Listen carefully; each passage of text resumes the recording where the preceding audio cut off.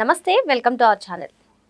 తెలంగాణ మాజీ ముఖ్యమంత్రి కల్వకుంట్ల చంద్రశేఖరరావు ఆంధ్రప్రదేశ్ ముఖ్యమంత్రి అయినటువంటి నారా చంద్రబాబు నాయుడు గారిపైన అయితే కొన్ని సంచలన వ్యాఖ్యలు చేశారు. మరి ఆ వ్యాఖ్యలు ఏంటి తెలుసుకునే ప్రయత్నం చేద్దాం. దీన్ని పూర్తిగా విశ్లేషించడానికి మనతో పాటుగా ఉన్నారు పొలిటికల్ అనలిస్ట్ దాసరి విజ్ఞాన్ గారు. నమస్తే. నమస్తే. కేసీఆర్ ఇటీవల మనం చూసుకున్నట్లయితే ఎక్కువ ఫోకస్ ఆంధ్రప్రదేశ్ మీద, అదేవిధంగా చంద్రబాబు నాయుడు గారి మీద పెట్టినట్టు తెలుస్తుంది.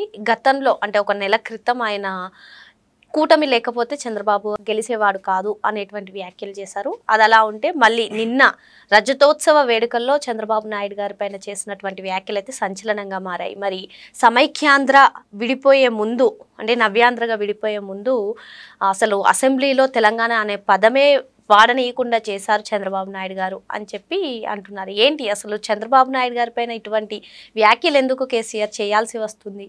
ఏమంటారు మీరు? యాక్చువల్గా ఈయన గెలిచినప్పుడు కాంగ్రెస్, చంద్రబాబు నాయుడు గారు అందరూ కలిసి ఒక పెద్ద కూటమి ఏర్పడేది తెలుసా. ఆ టైంలో కాంగ్రెస్, చంద్రబాబు నాయుడు కలిసి ఒప్పందంలో ముందుకెళ్ళారు యాక్చువల్లీ చెప్పాలంటే. సో ఇక్కడ విషయం ఏంటంటే, ఇప్పుడు చంద్రబాబు నాయుడు గురించి ఈయన అపోజిషన్ పార్టీ లైమ్ లైట్లో ఉన్న పార్టీ గురించి కాకుండా ఇంకేదన్నా పార్టీ గురించి నేను ఎలిగేషన్ పాస్ చేస్తే, టార్గెట్ చేస్తే వాళ్ళ శ్రేణులు ఎవరన్నా వచ్చి మనకి ఎన్కౌంటర్ ఇస్తారు. కౌంటర్, రీకౌంటర్, ఎన్కౌంటర్, డైరెక్ట్గా గొడవ దాడి చేసేస్తారు వాళ్ళందరూ కూడా. వీళ్ళు మళ్ళీ వాళ్ళకి కౌంటర్, వాళ్ళు మళ్ళీ కౌంటర్, వాళ్ళు కౌంటర్, అట్లా అంటే కొంచెం తక్కువలో ఉంది. ఇప్పుడు ఆ ఏపీలో అంటే అధికారంలో ఉంది, తెలంగాణలో కొంచెం తక్కువలో ఉంది. దాన్ని తట్టి లేపే ప్రయత్నం చేశాడు. తట్టి లేపి నాకు ప్రతిపక్షము చంద్రబాబు నాయుడే అని చెప్పి మేమిద్దరం కొట్లాడుకుంటాం అని చెప్పేసి వాళ్ళని లేపి, తర్వాత వాళ్ళ మీద కదా లాస్ట్ టైం ఈయన గెలిచింది, మళ్ళీ అలా గెలుస్తామేమో అన్న అపోహలో ఉన్నాడు. అది సంగతి, అపోహ అది. అంటే మరి మొత్తానికి తెలంగాణలో టీడీపీని బలోపేతం చేసేందుకే చేసి మరి అంత ఈజీగా అవ్వదు కదా. అది బలోపేతం అయ్యేలోపు ఈయన గెలిచేద్దామని అనుకున్నాడు అనమాట. అదో తెలివితేట. ఇట్లాంటి నాకు తెలివితేటలు నాకు చాలా ఉంటాయి. అండ్ నెక్స్ట్, సరే నువ్వేదో అద్భుతమైన సభ పెట్టాలనుకున్నావు, 25 years. బేసిక్ కామన్ సెన్స్ అబ్బా. దేశం మొత్తం ఏం జరుగుతుంది, ఏమీ జరగకపోతే నువ్వు పెట్టు, నువ్వు హైలైట్ అయ్యేవాడివి. ఓ పక్క యుద్ధమో యుద్ధమో యుద్ధమో అని చెప్పి ఏ ఛానల్ పెట్టు యుద్ధం యుద్ధం యుద్ధం, పాక్, పెహల్గాం అనే రేంజ్లో ఉంది. ఇప్పుడు అవసరమా నీ సభ? అంత మైలేజ్ ఇస్తా నువ్వు అనుకుంటున్నావా? ఏమీ లేదు. 90 కోట్లు ఖర్చు పెట్టావు, బూడిదలో పోసిన పన్నీరు వేస్ట్ అయిపోయింది కదా. 4 రోజులు ఆగి పెట్టుకో, ఎవడొద్దన్నాడు నిన్ను? నిజంగా మైలేజ్ వచ్చేదేమో, అప్పుడు అన్ని ఇష్యూస్ కొంచెం తగ్గి నీకేమైనా మైలేజ్ వచ్చేదేమో. లేదా ఈ యుద్ధానికి ముందు చేసుకున్నా బాగుండేది.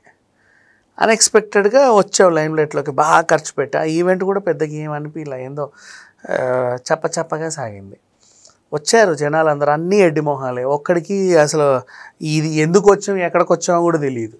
ఏదో మా పెద్ద సారు పిలిచుండి అందుకే వచ్చాం, ఏం చేద్దాం, ఏమో తాగి అమ్మలకి వెళ్ళి తినేసి మైక్ ఇస్తారంటారు మనకి, వద్దులే తాగిన తర్వాత మైక్ మాట్లాడితే బాగా, పోదాం పద వెళ్ళిపోయారు. అది జరిగిన ఒక పిచ్చి సభ. అది ఒక అడ్రస్ లేని సభలు ఈ మధ్యకాలంలో జరిగాయంటే అతిపెద్ద సభ ఇదే. అడ్రస్ లేని అతిపెద్ద సభ ఇదే, మళ్ళీ భారీ ఖర్చు. అండ్ నెక్స్ట్ దీంట్లో మళ్ళీ ఆ కవితకి ఏదో అవమానం, అవసరం కూడా లేని అవమానం, అది అనవసరమైన అవమానం. దాని గురించి మాట్లాడుకోవడం కూడా వేస్టే. బేసిక్గా 10 ఏళ్ళు దళితుల్ని ముఖ్యమంత్రిని చేస్తా అని ఏడ్చావు, అవునా? ఆ ఏడుపేదో సరిగ్గా ఏడిస్తే జనాలు కొద్దో గొప్ప మద్దతు ఇచ్చేవాళ్ళు.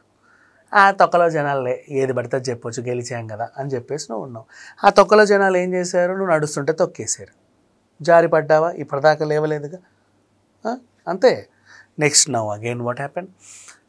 సినిమా ఇండస్ట్రీకి నంది అవార్డును దూరం చేశావు. ఒకప్పుడు నంది అవార్డులు భలే ఉండేవి, అందంగా ఉండేవి, ఎంత ముద్దొచ్చేవి అంటే ప్రతి ఆర్టిస్ట్కి అదొక అర్హత, అది తీసుకోవడం. మంచి మంచి ఆర్టిస్టులు ధర్మవరపు సుబ్రహ్మణ్యం గారు, ఎంఎస్ నారాయణ గారు, జయప్రకాష్ గారు, ఆహుతి ప్రసాద్ గారు, తెలంగాణ శకుంతల గారు, కొండవలస లక్ష్మణరావు, ఏవిఎస్, మన ఎస్పి బాలసుబ్రహ్మణ్యం, కళా తపస్వి కె విశ్వనాథ్ గారు, సత్యనారాయణ గారు, అయ్యో ఇంకా బోల్డని పేర్లు నేను మర్చిపోతే ఐఎమ్ సారీ. శ్రీహరి గారు, వేణుమాధవ్ గారు, వీళ్ళందరూ కూడా అర్హులు అలాంటి అవార్డ్స్కి, అవునా? 10 ఏళ్ళు బ్యాన్ చేసావు. ఎందుకంటే ఇది నంది ఆంధ్రది మనది కాదు, నీ బొంద తెలంగాణ గుడిల ముందు నందులు లేవు, ఎప్పుడు చూసి చావలా, కనీసం గుడికి వెళ్ళిన మొహమేనా అనేది అట్లీస్ట్ తెలుసా నందంటే ఏంటి, మహానంద అంటే ఏంటని తెలియలా. పక్కోడు చెబితేనేమో అమ్మో మనకు తెలియదు అనుకుంటారేమో అని చెప్పేసి ఎందుకైనా మంచి చిన్న దాన్ని దూరం జరిపేసావు. 10 ఏళ్ళు అర్హత గల వాళ్ళు ఆ అవార్డు పొందాల్సిన వాళ్ళందరినీ కోల్పోయింది ఇండస్ట్రీ. ఇప్పుడు ఎవరికి ఇస్తావు అవార్డు? సరే మళ్ళీ నంది అవార్డు ఎవరికి ఇస్తావు? తీసుకోవడానికి ఎవరున్నారు? నోబడి. అందరూ పోయారు. ఎంత పాపం మూట కట్టుకున్నావో చూడు. వాళ్ళందరికీ ఇప్పుడు ఒక చెప్పుకోవడానికి ఇది ఉండేది, తెలియదు, రాష్ట్రం అంతా తెలియదు, ఏం చేయాలో తెలియదు. అండ్ ఇంకోటి దరిద్రమైన పనులు. ఇప్పుడు ఫర్ ఎగ్జాంపుల్ ఫార్ములా ఈ రేస్ ఏ రాష్ట్రంలోనూ ఇప్పటిదాకా చేయలేదు. ఇండియాలో ఇప్పటిదాకా జరగలేదు. ఏ రాష్ట్రం ఇనిషియేట్ తీసుకోలేదు. ఒకటి చూడు, ఎవరూ చేయలేదు అంటే అది చేయకూడదు అని అర్థం, అంతేగాని మనం చేసి ఉద్ధరిద్దామనడం కాదు. హైదరాబాద్లో ఎలా ఇరికిస్తావు నువ్వు ఫార్ములా ఈ రేసు? దానికి సపరేట్ ట్రాక్, సపరేట్ టెరిటరీ కావాలి. ఆ ల్యాండ్ అంతా దానికోసమే కేటాయించాలి.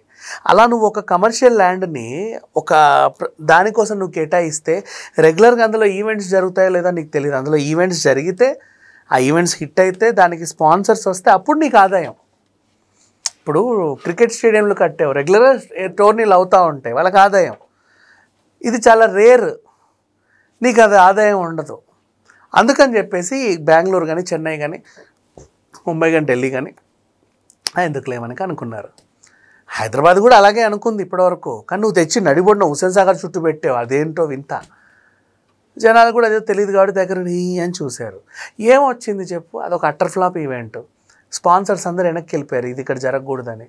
స్పాన్సర్స్ వెనక్కి వెళ్ళిపోతే ఏం చేసావు? జిహెచ్ఎంసీఏ స్పాన్సర్ అని చెప్పి జిహెచ్ఎంసీ డబ్బులు పెట్టించావు, 55 కోట్లు. జిహెచ్ఎంసీ ఎందుకు స్పాన్సర్ చేయాలి? ఏమైనా కాజ్ ఉందా అంటే ఆ పర్యావరణం పరిశుభ్రత. ఏరా పర్యావరణం? ఎక్కడిది పర్యావరణం? ఏం చెప్తావు అంటే ఇది ఎలక్ట్రానిక్ వెహికల్ కదా, ఇవి అంటే పర్యావరణం కదా అంటే ఏదన్నా చెప్పేస్తావా నీకు నోటికి వస్తే? ఆ స్కామ్ ఇంకా తేళ్ళ ఇప్పుడు ఉంటుంది, ఆ కేసు కూడా వస్తుంది బయటికి. ఇట్లా ఒకటిగా అదేదో కట్టాడు డ్యాము, అదేదో ఇంజనీరింగ్ టెక్నాలజీ. యాక్చువల్లీ ఇప్పుడు ప్రపంచంలో ఎవడూ చేయలేదు. ఈ నీళ్ళని అటు తిప్పి ఇటు తిప్పి ఇట్టా తిరిగి ఇటు వస్తాయని చెప్పేసి చెప్పావు. ఇప్పటివరకు ఎవడూ చేయలేదురా అంటే దాన్ని చేయకూడదు అని అర్థం. చేసావు, ఏమైందో తెలుసా? మొన్న తెలంగాణ అంతా భూకంపాలు వచ్చాయా కాళేశ్వరం వల్లే. మనకి బల్లాషా నుంచి స్టార్ట్ చేస్తేమా అటువైపు నుంచి మన నాగ్పూర్ తర్వాత మహారాష్ట్ర బార్డర్ నుంచి పెద్దపల్లి, ఖమ్మం ఇక్కడ వరకు సింగరేణి గనులు ఉన్నాయి. సింగరేణి అంటే లోపల నుంచి వెళ్ళి బొగ్గు తీసి ఏదో చేయాలి. ఆ ప్రదేశం అంతా అలా ఉంటే ప్యారలల్గా ఆ ప్రదేశానికి పక్క నుంచే గోదావరి పారుతుంది. దాన్ని అయినా సరే ఒక రకంగా బ్యాలెన్స్ చేసుకుంటూ వెళ్ళారు. నువ్వు కాళేశ్వరం పెట్టేసరికి ఆ నీళ్ళు ఇటొచ్చి నీ బొంద మీదకి వచ్చి ఏదో అయ్యాయి.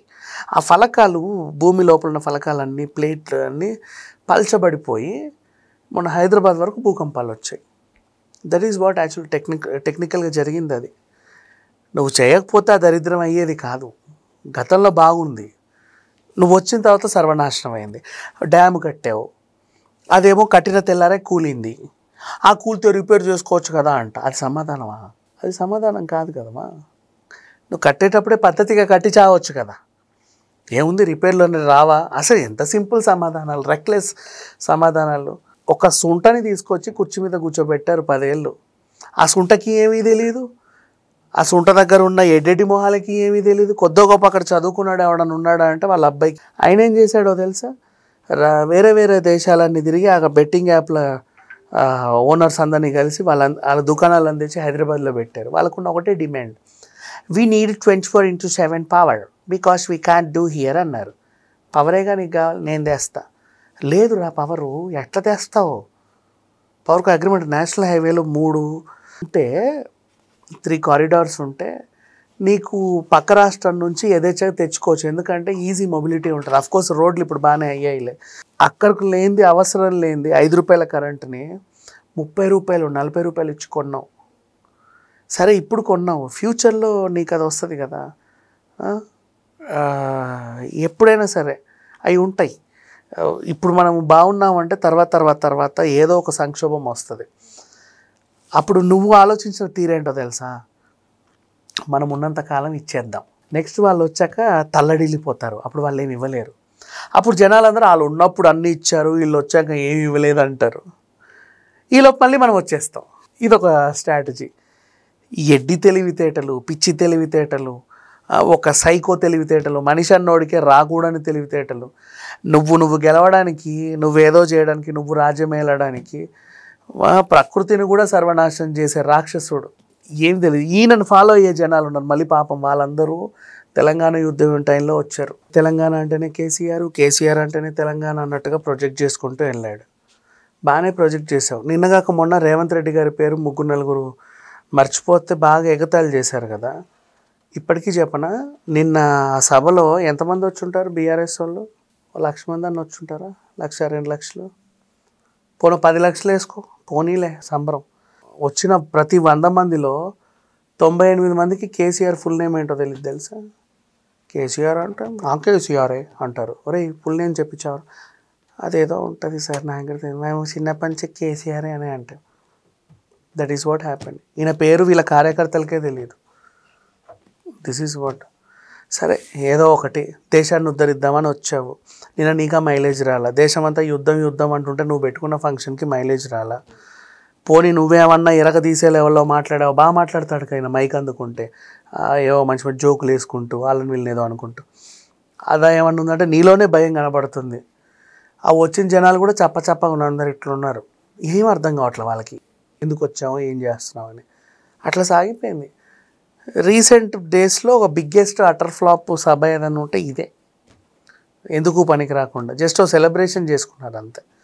దాని బదులు నా బర్త్డేకి మీ అందరినీ పిలిచాను, ఈ కేకులు తిని చావండి అన్నా హ్యాపీగా వెళ్ళేవాళ్ళేం వాళ్ళు నవ్వుకుంటా. నువ్వేదో సభ అన్నావు, అసలు సార్ ఎందుకు పిలిచాడు అనుకున్నారు అందరూ. ఎందుకు పిలిచాడో తెలియదు, వీళ్ళు ఎందుకు వచ్చారో వాళ్ళకి తెలియదు. అట్లా సాగింది. మరి మొత్తానికి నిన్న జరిగినటువంటి రజతోత్సవ వేడుకలంతా కూడా అటర్ ఫ్లాప్ అయ్యాయని చెప్పి సార్ చెప్తున్నారు. Thank you sir.